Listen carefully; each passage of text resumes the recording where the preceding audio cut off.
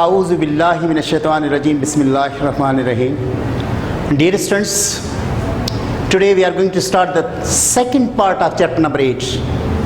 याद होगा introductory chapter मैंने आपसे कहा था पहला पार्ट जो है सिंपल हार्मोनिक मोशन के बारे से हम पढ़ेंगे, जिसमें हमने 3 केसेस पढ़े थे, स्प्रिंग मास सिस्टम और उसके अलावा प्रोजेक्शन जो वाइब्रेट करता है along the diameter when a body is performing the circular motion, और उसमें थर्ड पोर्शन हमने पढ़ा था सिंपल पेंडुलम। तो उसके बाद जो है सेकंड ऑप्शन जो इसका है इसी चैप्टर का वेव्स। सेकंड आपके पास हम क्या पढ़ने जा रहे हैं बेटा? वेव्स। ये वेव है क्या चीज़? डियर स्टूडेंट्स, अगर आप बोर्ड पे देखें तो आपके सामने वेव क्या है? It is defined as the mode of the transfer of the energy by disturbance that produce in the medium. यानी किसी भी मीडियम में अगर डिस्टर्बेंस प्रोड्यूस करने से अगर एक एनर्जी को एक जगह से दूसरी जगह पे ट्रांसफर किया जाए तो उसको हम क्या कहते हैं? वेव कहते हैं। वेव की डेफिनेशन आपके सामने है, देख लें आप। उसके बाद है वेव मोशन क्या है? A mechanism by which the energy can be transferred from one place to another is known as wave motion. ये जो वेव प्रोड्यूस होती हैं, wave can be classified in terms of, एक वो वेव्स होती हैं जिसमें the motion of the particles of the medium, यानी मीडियम की जो पार्टिकल्स हैं उसके मोशन की वजह से वेव्स प्रोड्यूस होते हैं। ऐसी वो वेव्स जैसे फॉर एग्जांपल ट्रांसवर्स वेव्स आपके पास हैं, लॉन्गिट्यूडिनल वेव्स हैं। इसी तरह से the motion of the disturbance through the medium जैसे प्रोग्रेसिव वेव्स हैं या पीरियडिक वेव्स हैं बेटा।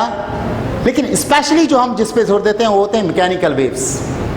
जनरली अगर देखा जाए those waves which require the medium to transfer the energy from one place to another are known as mechanical waves। तो आप देखें मैकेनिकल वेव्स की डेफिनेशन क्या लिखी हुई है? the waves which require a medium for their propagation is called mechanical wave। Mechanical wave क्या है? जिसको एनर्जी ट्रांसफर करने के लिए किसी मीडियम की जरूरत हो। These waves transfer the energy without leaving their actual positions during the to and fro motion in the medium। to and fro motion से, इस तरह से वाइब्रेट करने से या इससे वाइब्रेट करने से वो अपनी एक्चुअल पोजीशन को तो नहीं छोड़ते लेकिन वाइब्रेट करते हैं about a mean position. Example sound waves हैं on the surface of the water and wave along a string. ये साउंड वेव्स हो गई, सरफेस ऑफ वेव वाटर पे जो वेव्स प्रोड्यूस होते हैं वो है, या स्ट्रिंग में वेव्स हैं। ये सारी एग्जांपल्स है किसकी? मैकेनिकल वेव्स की। मैकेनिकल वेव्स को ब्रॉडली अगर देखा जाए तो उसकी 2 काइंड्स की हम पढ़ेंगे। तो पहली आपको नजर आ रही होगी ट्रांसवर्स वेव्स। तो बेटा देखिए ट्रांसवर्स वेव्स क्या है? A type of the waves in which the particles of the disturbed medium move perpendicular to the direction of the propagation of the waves is called the transverse waves. These waves can be transmitted in a solid। Example में लें, water waves हैं, like waves produce perpendicular in a string। जैसे suppose करें transverse waves की अगर हम बात करें, लेट सपोज यहाँ पे ये एक स्प्रिंग है। अगर इस स्प्रिंग में एक मास को अटैच किया जाए और इसको अगर ऐसे यहाँ पे एक दूसरे हाथ से होल्ड करके ऐसे पुल करके छोड़ दे तो ये कुछ इस तरह से होगा, स्प्रिंग ऐसे वाइब्रेट करेगा। देखें प्रोपैगेशन ऑफ द मीडियम क्या है? वर्टिकल। वेव कैसे मूव हो रही है? Horizontal. So such waves are known as transverse waves. Transverse waves के बाद इसकी मैकेनिकल वेव्स की सेकंड टाइप जो आपके पास है वो क्या है? लॉन्गिट्यूडिनल वेव्स क्या होती हैं? जब हम बात करते हैं लॉन्गिट्यूडिनल वेव्स की, those waves in which the particles of the medium are vibrating about their mean position and are parallel to the direction of the wave motion are called longitudinal waves। And these waves can be transmitted in a solid, liquid as well as the gases। For example, the sound waves, compressional waves, or waves along the string as well। ये कैसे?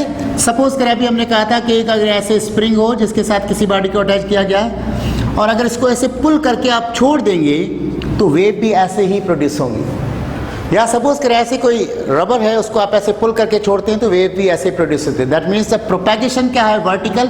Wave भी कैसे produce हो रही है, vertical. Such waves are known as longitudinal waves.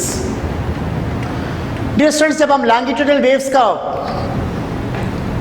और transverse waves की definition के बाद अगर हम देखें तो कुछ कैरेक्टरिस्टिक होते हैं ट्रांसवर्स वेव्स के और कुछ कैरेक्टरिस्टिक आपके पास किसके हैं, लॉन्गिट्यूडनल वेव्स के। जैसे ट्रांसवर्स वेव्स में क्या होता है, क्रेस्ट होता है, ट्रफ होता है, वेवलेंथ है और एम्पलीट्यूड। इसी तरह से अगर आप लॉन्गिट्यूडनल वेव्स में जाएं तो उसमें क्रेस्ट और ट्रफ के बजाय रेफ्रेक्शन, कंप्रेशन होती है, वेवलेंथ होती है और उसमें भी एम्पलीट्यूड होता है। ये क्रेस्ट है क्या चीज, the position of the medium.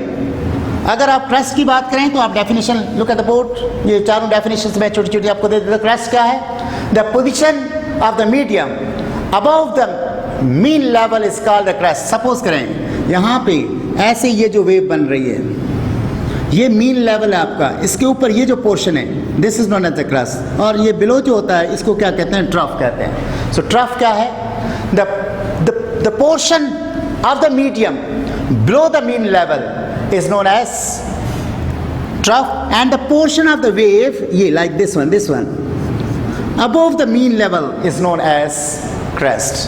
इसी तरह से बेटा वेव लेंथ क्या होती है, लेट सपोज अगर इसकी ये पॉइंट सेंटर लें और यहाँ से ये सेंटर लें, ये दोनों क्रस्ट, दो क्रस्ट के सक्सेसिव क्रस्ट के बीच में, इनके इसके और इसके बीच में, या इसके और इसके बीच में, या दो ट्रफ के बीच में, इसके और इसके बीच में, ये जो डिस्टेंस होता है या डिस्प्लेसमेंट होता है इसको हम क्या कहते हैं, वेवलेंथ कहते हैं। Like this one is a wavelength. अच्छा, ज़रूरी नहीं है सेंट्रल पॉइंट ली जाए। लेट सपोज अगर यहाँ से एक डिस्टेंस लिया और इसी तरह से ये रिपीटिंग पॉइंट यहाँ से लेकर यहाँ तक, ये जो है इसको हम क्या कहेंगे, वेवलेंथ कहेंगे, जिसको हम किससे शो करते हैं, लैम्डा से शो करते हैं। द वेवलेंथ क्या, the distance between two consecutive crests और the trough is called the wavelength. It is denoted by the lambda. This one is a Greek letter. उसके बाद एम्पलीट्यूड क्या है, the maximum displacement from its mean position is called amplitude. भाई ये देखें, इस mean position से ये जो डिस्प्लेसमेंट है ये क्या कहलाएगा, आपका एम्पलीट्यूड कहलाएगा। इसी तरह से अगर आप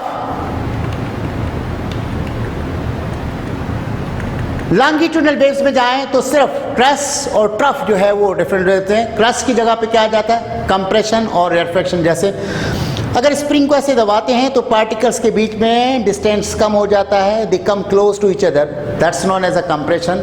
अगर ऐसे पुल करते हैं तो पार्टिकल्स के बीच में डिस्टेंस क्या हो जाता है, इंक्रीज हो जाता है, that's known as the trough. और इसी तरह से दो कंप्रेशन के बीच में या दो रिफ्रैक्शन के बीच में जो डिस्टेंस होता है उसको हम क्या कहते हैं, वेवलेंथ कहते हैं। एम्पलीट्यूड इसमें भी इसी तरह से ही होगा।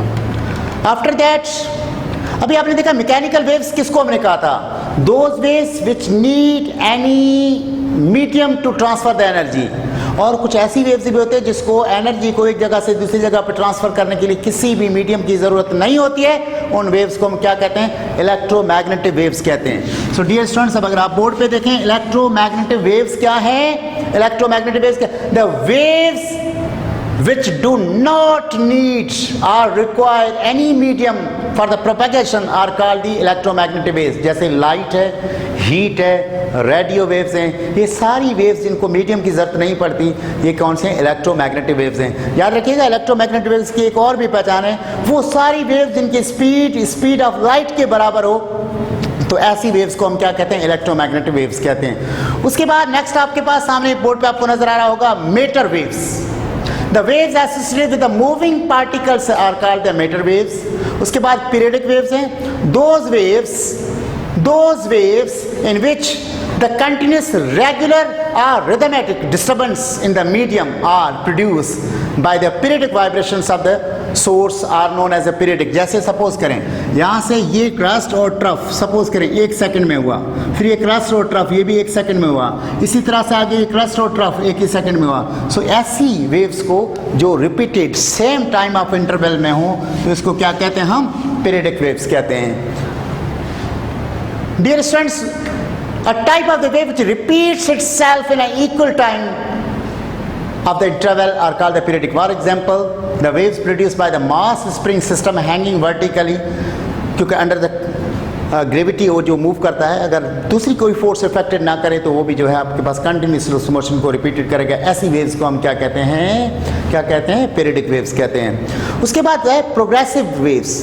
देखिए वर्ड से ना, प्रोग्रेसिव यानी continue. Those waves in which energy is transferred away from the source of the disturbance, बहुत दूर तक चला जाए, तो ऐसी वेव्स को हम जो है कंटिन्यूस वेव्स कहते हैं या क्या कहते हैं? प्रोग्रेसिव वेव्स कहते हैं। जैसे pulse produce in a string, compression produce in a string, ये सारी एग्जांपल्स हैं इसकी। उसके बाद एक और टाइप जो है वो आपके पास है स्टेशनरी वेव्स। स्टेशनरी वेव्स नाम से ज़ाहिर है कि जो दो फिक्स्ड पोजीशंस के बीच में वेव्स रिपीट हों उसको हम क्या कहते हैं? स्टेशनरी वेव्स कहते हैं। बेटा ये वेव्स के टाइप्स के बाद हम जो नेक्स्ट टॉपिक की तरफ जा रहे हैं वो आपके पास है वेव फ्रंट। क्या होता है? Wave front is an imaginary line on a wave that joins all the points. क्या है? The direction of the wave travels is always perpendicular to the wave front. Wave front basically is a surface on which the waves are being produced. 3 types होते हैं wave front के: spherical wave fronts, circular wave front and plane wave front. देखें spherical wave front की जब हम बात करते हैं तो जैसे स्फीयर जहाँ पे वेव प्रोड्यूस की जाए, सपोज करें एक पानी है कहीं, वहाँ पे आप पत्थर फेंकते हैं, तो जब पानी के अंदर पत्थर जाता है तो वो चारों तरफ से वाटर को क्या कहता है? डिस्प्लेस करता है, और वहाँ पे जो स्पेस बनता है वो स्फेरिकल स्पेस बनता है, 3 डायमेंशनल वेव बनती है। तो ये जो वहाँ पे यानी जहाँ पे ओरिजिनेट किया जाए, जहाँ पे वेव को प्रोड्यूस किया जाए, सोर्स जहाँ पे प्रोड्यूस होता है, तो वहाँ पे जो वेव वो जो स्पेस होता है वो स्फेरिकल होता है, उसको क्या कहते हैं? स्फेरिकल वेव फ्रंट कहते हैं। फिर आप देखते हैं पानी की जिस सतह पे आता है और गोल से दायरे बनकर पानी पे फैल जाते हैं, these waves are known as circular wave front.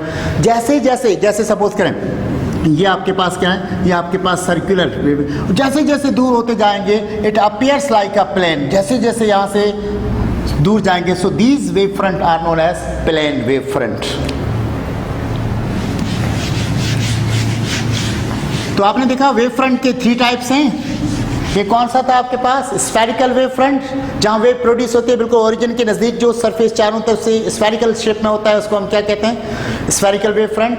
जब सर्कल की तरफ में वो ट्रैवल करती है वेव, तो क्या है? सर्कुलर वेव फ्रंट है। और फार अवे जब सोर्स से चले जाते हैं, जहाँ से वेव प्रोड्यूस होते हैं, सोर्स से दूर जाते हैं, तो वहाँ पे it appears like the plane, तो वो वेव के फ्रंट क्या था? प्लेन वेव फ्रंट होता है।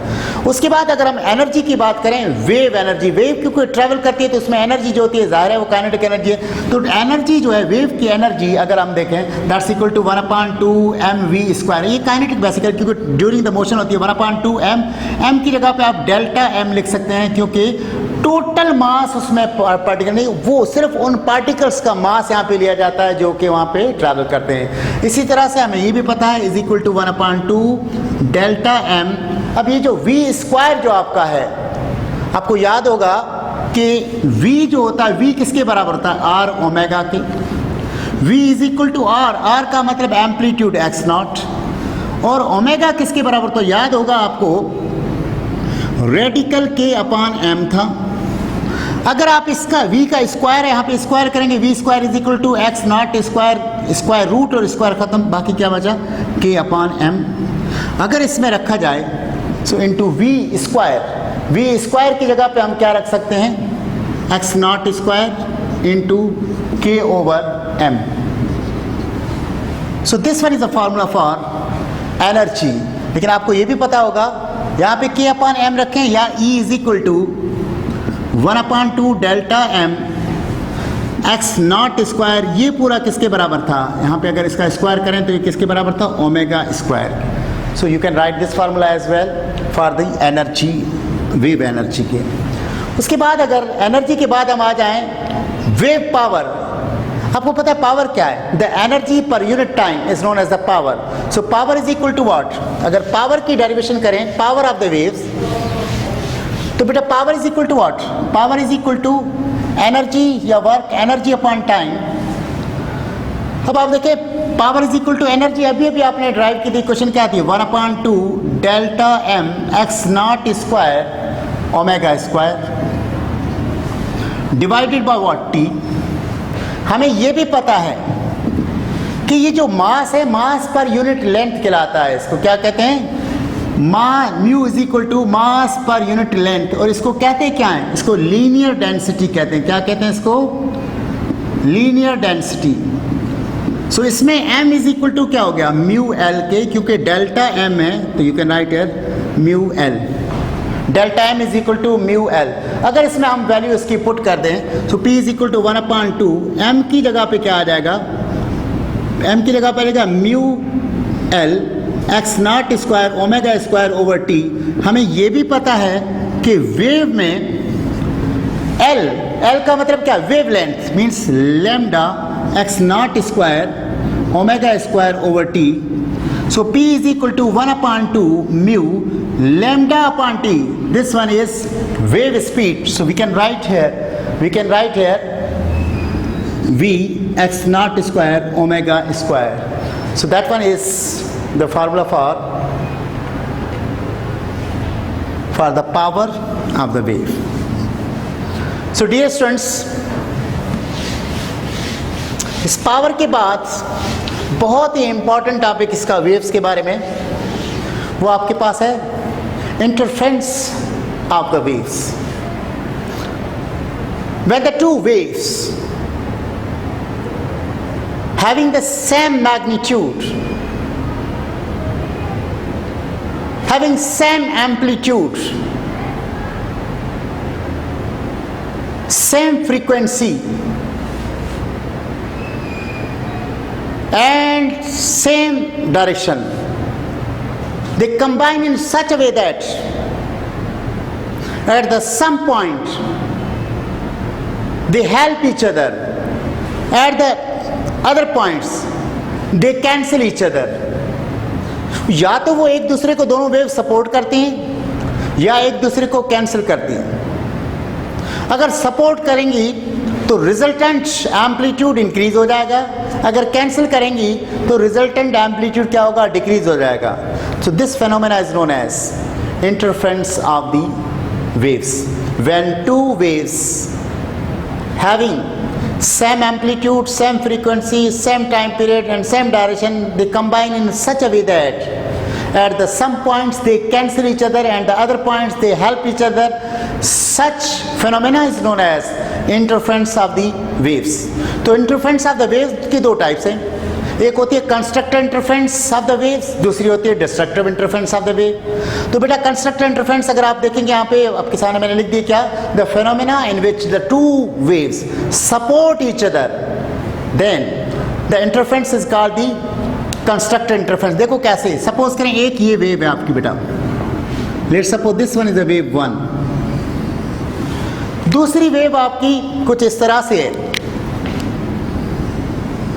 वो भी इसके साथ जा रही है, यानी एक का क्रस्ट दूसरे के क्रस्ट के साथ मिला तो वो एक दूसरे को क्या करेंगे, पुश करेंगे, और ये एम्पलीट्यूड, रिजल्टेंट एम्पलीट्यूड जो आपका है वो बढ़ जाएगा, ऐसे हो जाएगा, और ये ट्रफ के साथ ये भी बढ़ जाएगा। तो आप देख रहे हैं कि दो वेव्स इस तरह से मिलें कि उसका रिजल्टेंट एम्पलीट्यूड इंक्रीज हो जाए, ऐसी इंटरफेरेंस को हम क्या कहते हैं, कंस्ट्रक्टिव इंटरफेरेंस कहते हैं। For constructive interference path difference जो होता है, पाथ डिफरेंस आपके पास S इज इक्वल टू किसके होता है, m लैम्डा के। अब आपके पास है पाथ डिफरेंस है क्या चीज,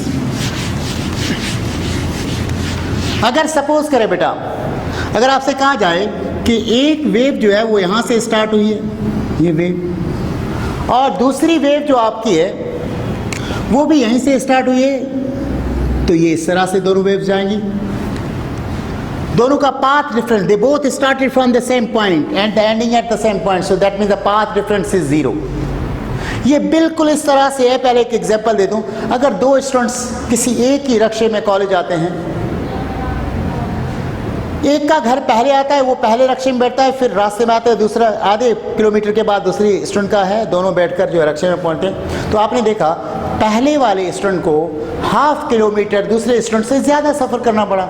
so that one is a path difference. Let suppose आप अपने फ्रेंड के साथ कराची जाते हैं, आपको काम जो है वो कराची जाते हुए सोराब रोड पे और उसने सदर जाना है, तो आप यहाँ से तो दोनों एक साथ निकलते हैं और वो सोराब रोड पे उतर जाता है, आप सदर जाते हैं, इसका मतलब है सोराब रोड से लेकर सदर तक का जो ये डिस्टेंस है इसको हम क्या कहेंगे, पाथ डिफरेंस। सो इन वेव्स में भी कुछ इस तरह से होता है, दोनों वेव्स एक ही जगह से अगर निकल रही हैं तो इसका मतलब है पाथ डिफरेंस क्या हो गया, 0। तो अभी अब मैंने लिखा था s is equal to m lambda, means अगर पाथ डिफरेंस 0 हो, या आप ऐसे भी कह सकते हैं कि अगर एक वेव यहां से स्टार्ट हुई और दूसरी वेव यहां से स्टार्ट हुई, तब भी ये क्रस के साथ रहेगा, ट्रफ के साथ। तो आपको पता है कि यहाँ से लेकर यहाँ तक ये क्या है, लैम्डा, यानी पाथ डिफरेंस क्या हो, लैम्डा हो, 2 लैम्डा हो, 3 लैम्डा हो, 4 लैम्डा हो, अप टू n लैम्डा। तो ये m लैम्डा जो हमने लिखा था वो इस वाले से लिखा था कि अगर पाथ डिफरेंस 0 हो, लैम्डा हो, 2 लैम्डा हो, 3 लैम्डा हो, 4 lambda up to m lambda हो, तो ये जो है इंटरफ्रेंस क्या होगी आपके पास, कंस्ट्रक्टिव इंटरफ्रेंस होगी। डियर स्टूडेंट्स, इसी तरह से डिस्ट्रक्टिव इंटरफ्रेंस क्या है, when two waves having the same amplitude, same frequency and same direction, when they combine in such a way that they cancel one another, so such interference is known as a destructive interference. So when the waves cancel each other, then the interference is known as destructive. For the destructive interference आपके path difference जो आपका होगा, path difference आपका interference का, दोबारा से आप ये इसकी डेफिनेशन चेक कर रहे हैं, दोबारा से डेफिनेशन चेक कर रहे हैं, इसकी क्या है, destructive, when two waves cancel the effect of each other, then the interference is called the destructive interference. For destructive interference, the path difference is given by, path difference जो होता है वो क्या है, s is equal to m, आपके पास क्या हो जाएगा, प्लस 1/2 इंटू लैम्डा। यहाँ पे अगर देखें तो ये किस तरह से, अगर सपोज करें एक वेव आपकी यहाँ से स्टार्ट हो रही है, दूसरी वेव अगर आपकी यहाँ से स्टार्ट हो, तो पहले हमेशा वो क्रस्ट ही बनाएगी, तो इस तरह से कुछ होगा। इसका मतलब है एक का क्रस्ट दूसरे के ट्रफ के साथ मिल रहा है, तो यहाँ से लेकर ये पाथ रेफरेंस क्या हो गया, λ/2, यानी 1/2 लैम्डा हो। पाथ डिफरेंस कितना हो, 1/2 लैम्डा। या यहाँ से स्टार्ट नहीं हो रही, एक वेव आपकी यहाँ से स्टार्ट हुई है और दूसरी वेव आपकी जो है यहाँ से अगर स्टार्ट हो जाए, तो आपने देखा यहाँ से लेकर यहाँ तक तो लैम्डा है और यहाँ से लेकर यहाँ तक λ/2 है, तो क्या हो गया 3/2 लैम्डा या 5/2 लैम्डा या 7/2 लैम्डा, और इस तरह से होते हुए क्या बन जाता है आपके पास m+1/2 lambda. Half of the odd number अगर वेवलेंथ का पाथ डिफरेंस आ जाए तो आपके पास डिस्ट्रक्टिव इंटरफेरेंस हमेशा बनती है। यहाँ पे m क्या है, 0 1 2 3 4 दीज आर। उसके बाद स्टैंडिंग वेव्स की बात अभी हमने की कि स्टैंडिंग वेव्स आपकी क्या है। डियर स्टूडेंट्स, दो फिक्स्ड पॉइंट्स के बीच में जो वेव प्रोड्यूस हो, दो वेव्स जिनका एम्पलीट्यूड सेम है, फ्रीक्वेंसी सेम है, लेकिन डायरेक्शन क्या opposite, they reinforce with each other, इस तरह से आके मिल जाएं। सपोज करें एक वेव ऐसे मूव कर रही है और इस डायरेक्शन में, और दूसरी वेव इस डायरेक्शन में आ रही है। जब ये इसका एक का एम्पलीट्यूड दूसरे के एम्पलीट्यूड के साथ आके मिलेगा, तो यहाँ पे क्या होगा, जो वेव प्रोड्यूस होंगे उन वेव्स को हम क्या कहेंगे, स्टेशनरी वेव्स कहेंगे, या इनको हम स्टैंडिंग वेव्स कहेंगे। तो स्टैंडिंग वेव्स की अगर अब आप डेफिनेशन देखें बोर्ड पे, तो बेटा देखें, when the two waves of the same time period, same amplitude, frequency travel along the same straight line in an opposite direction, they superimpose to give rise to a standing or the stationary waves. A single wave which is the resultant of the two waves, they cancel each other in an opposite direction, that waves are known as standing waves. अब standing waves के अंदर जहाँ पे देखें बेटा, ये let suppose ये आपके पास एक रोप है जिसको ऐसे स्ट्रेच किया, तो आपने देखा यहाँ से लेकर यहाँ तक ये आपके पास क्या है, इसकी लेंथ है। लेकिन अगर इसको मिडिल में आके मैं पुल करके छोड़ दूंगा तो ये इस तरह से लूप बन जाएगी। इस लूप के अंदर यहाँ पर और यहाँ पर एम्पलीट्यूड मिनिमम है, यानी 0 है, this is known as node, that one is also known as a node.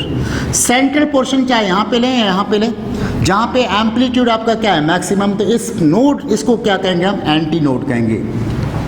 यानी ये क्या है आपके पास, ये आपके पास क्या है, ये आपके पास नोड्स हैं और यहाँ पे क्या है आपके पास, एंटी नोड है। अब देखिए ये जो स्टैंडिंग वेव्स की हमने डेफिनेशन पढ़ी, स्टैंडिंग वेव्स के अंदर एक बहुत इंपॉर्टेंट टॉपिक है frequencies and overtones in a standing waves produced in a string. अगर सपोज करें किसी स्ट्रिंग में स्टैंडिंग वेव्स प्रोड्यूस की जाएं तो उसमें कुछ फ्रीक्वेंसीज होती है जिसको हम हार्मोनिक्स भी कहते हैं, और उसके अलावा उसमें ओवरटोन्स कैसे प्रोड्यूस होते हैं, दैट्स आवर टॉपिक. तो सबसे पहली बात, अगर let suppose we are having this string, its length is L. If this string is flicked at L/2, अगर इसको L/2 लेंथ यहाँ पे फ्लिक किया जाए, ऐसे छोड़ेंगे तो एक ऐसे लूप बनेगी. क्या बनेगी? इस तरह से एक ऐसे लूप बनेगी. In this one loop, 2 nodes are produced and 1 antinode is produced. और आपको पता होना चाहिए ये जो 2 नोड्स हैं इनके बीच में डिस्टेंस हमेशा λ/2 होता है, और 2 एंटी नोड्स के बीच में डिस्टेंस भी हमेशा λ/2 होता है, और एक नोड और एक एंटी नोड के बीच में डिस्टेंस होता है λ/4. देखिए इसमें कितने लूप्स बने? 1 लूप. सो यू में से λ1/2. अगर 2 लूप्स होते तो हम क्या कहते हैं? λ2/2. When a string is plucked at its middle, means L/2, 1 loop is formed. This loop consists of the 2 nodes and 1 antinode, and the distance between these 2 nodes is λ1/2. और इस एक लूप के दौरान जो फ्रीक्वेंसी प्रोड्यूस होगी उस frequency को हम फंडामेंटल फ्रीक्वेंसी कहेंगे या उसको हम फर्स्ट हार्मोनिक्स कहेंगे. देखिए फंडामेंटल फ्रीक्वेंसी आपके पास कैसे है? You know that ये जो पहले हमारे पास लेंथ थी L, so now L is equal to what? λ1/2. So λ1 is equal to 2L. We know that V is equal to what? F lambda or nu lambda. आपकी मर्जी है, इसको F से भी शो करते हैं, nu से भी शो कर देते हैं. So अगर ये λ1 है, so that will be the frequency 1. So can I write here F1 is equal to V/λ1. So F1 is equal to V/λ1 is equal to what? 2L. So this is the formula.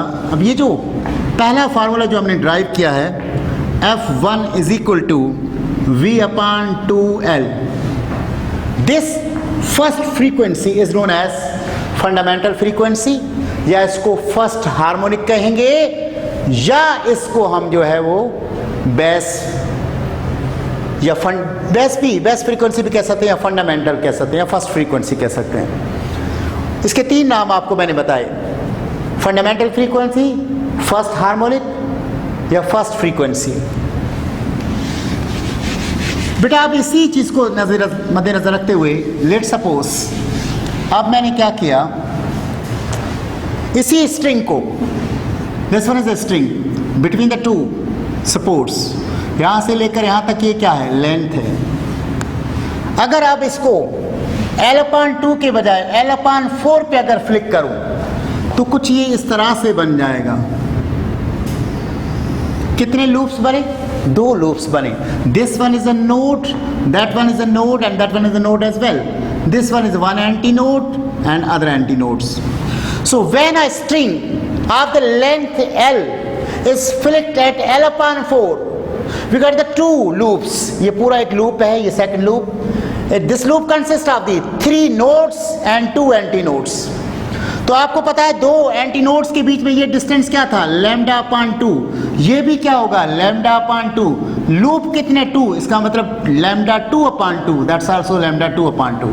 तो आपने देखा जो total length आपके पास थी, जो total length आपके पास L थी, that's equal to λ2/2 plus λ2/2. So L is equal to 2 λ2/2. अगर मैं इसको कैंसिल ना करूँ, थोड़ा सा रिएक्ट करते हैं, λ2 इज इक्वल टू 2L/2. मैं कैंसिल क्यों नहीं कर रहा हूँ मैं बताऊँगा अभी आपको. देखें in this way V is equal to F2 λ2. λ2 की अगर वैल्यू रख दी जाए F2 इंटू 2L/2 रीअरेंज करेंगे तो ये बन जाएगा F2 is equal to 2V/2L, या इसको 2 ब्रैकेट में अगर रखें V/2L, सो दैट अब आप यहाँ पे देखें इज इक्वल टू, यानी F2 is also equal to 2, ये पूरा V/2L, ये देखिए इसमें क्या है V/2L F1 के बराबर है, यू मे राइट F1। इसका मतलब ये हुआ कि आपका सेकंड जो फार्मूला बना है F2 वो किसके बराबर है, 2V/2L के, या दैट्स इक्वल टू 2F1। ये F2 that is known as second frequency और सेकंड हार्मोनिक्स, लेकिन एक इसका यहाँ पे नया नाम होगा, फंडामेंटल में नहीं होता। ये जो आप देखें एक लूप रिपीट हुआ, वंस रिपीट हुआ है, पहला जो लूप होगा फंडामेंटल फ्रीक्वेंसी को शो करता है, तो that's known as first harmonic. इसको हम क्या कहते हैं, फर्स्ट हार्मोनिक कहेंगे। याद रखिएगा रिपीटेशन को हार्मोनिक्स की तरफ ले जाएंगे। तो अब अगर जनरलाइज करें इस चीज़ को हम इसी तरह से L/6 पे करेंगे, L/8 पे, जैसे जैसे आप बढ़ाते जाएंगे। So look at this one, अगर आपके पास F1 is equal to V/2L, so F2 is equal to 2V/2L, that's also equal to 2F1, F3 is equal to 3V/2L या 3F1, F4 is equal to 4V/2L या 4F1। सो ऐसे generalise करते हुए अगर Fn पे जाएं तो n यहाँ पे है तो क्या आ जाएगा 4V/2L, that's equal to 4 n, that one is Fn है, तो nV/2L यहाँ पे क्या आ जाएगा nFn। ओवरटोन्स की बात अगर करें तो फंडामेंटल फ्रीक्वेंसीज में कोई ओवरटोन नहीं होता, एक कम करके, ये क्या है second frequency means first overtone, third frequency means second overtone. Overtone की तादाद फ्रीक्वेंसी से हमेशा क्या होती है, एक कम होती है। F4 मीन्स ओवरटोन क्या हो जाएगा, थर्ड ओवरटोन हो जाएगा। So this one is the general formula for the harmonics and the overtones. इसके बाद बेटा एक डिवाइस है आपके पास, ऑपरेटस है, रिपल टैंक।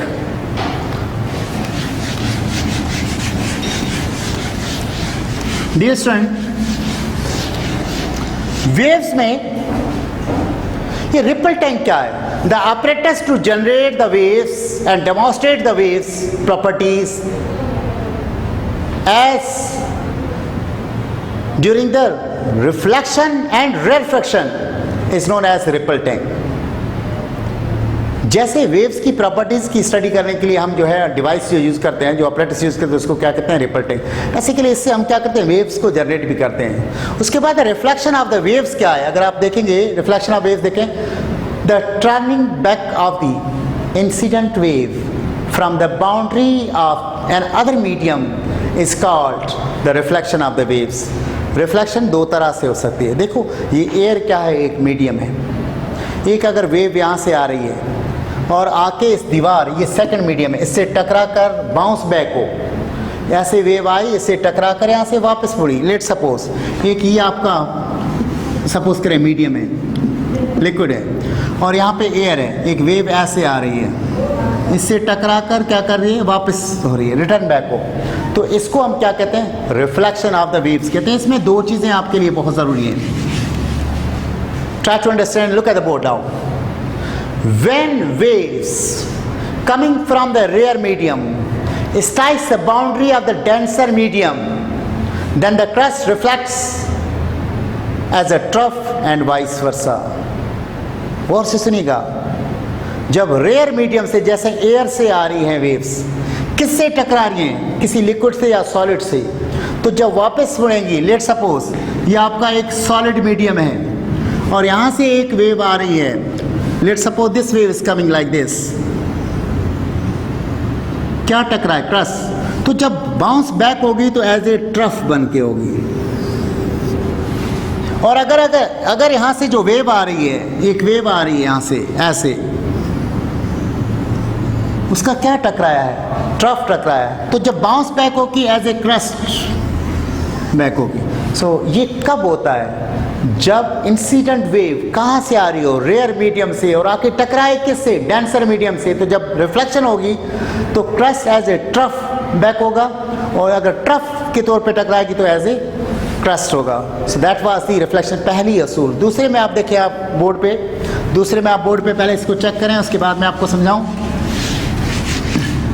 सेकंड की डेफिनेशन आप देखें, if the reflection in such a way that the reflect from the boundary of the rear medium, then the crust is reflect as a crust and trough as a trough. तो अगर suppose करें यहाँ पे कोई liquid है, कोई wave यहाँ से आ रही है और टकरा रही है बाउंड्री से, किसके, यहाँ पे एयर है, रेयर मीडियम से, तो जब बाउंस बैक होगी तो बिल्कुल सेम उसी पैटर्न, यानी क्रस्ट एज ए क्रस्ट जाएगा, ट्रफ एज ए ट्रफ जाएगा. That one is known as reflection of the waves. The last term of this wave portion that we are going to complete the waves portion, एक device के बारे में हम पढ़ रहे हैं, सोनोमीटर. सोनोमीटर है क्या चीज़? It is an instrument which is generally used to determine the frequency of the vibrating body and to verify the law of the vibrating body.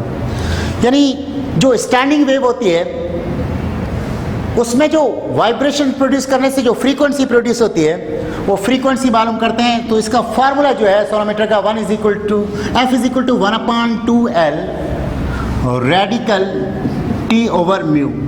इसमें F क्या है, फ्रीक्वेंसी है, L क्या है, लेंथ ऑफ द स्ट्रिंग है, T क्या है, tension in string है, और म्यू क्या है, मास पर यूनिट लेंथ, जिसको हम क्या कहते हैं, लीनियर डेंसिटी कहते हैं. तो इसमें इसी एक के क्वेश्चन के अंदर आपको 3 लॉज मिल रहे हैं. फर्स्ट लॉ आपके पास का है law of length, F is inversely proportional to the length. Length कम होगी, फ्रीक्वेंसी ज़्यादा होगी, लेंथ ज़्यादा होगी, फ्रीक्वेंसी कम होगी. लेकिन शर्त क्या है कि tension and linear density remains constant. इसको ए फर्स्ट लॉ कहते हैं. Second law, frequency is directly proportional to the square root of the tension, but in this way the length and the linear density should remain constant. और इसका third law जो आपके पास है, frequency is inversely proportional to the square root of the linear density when length and the tension remains constant. So in this way that device is used to verify these 3 laws related to the standing waves. Alhamdulillah, we have completed beta the wave portion, and after the wave portion we will start the sound and the chapter will be ended. May God bless you. Thank you.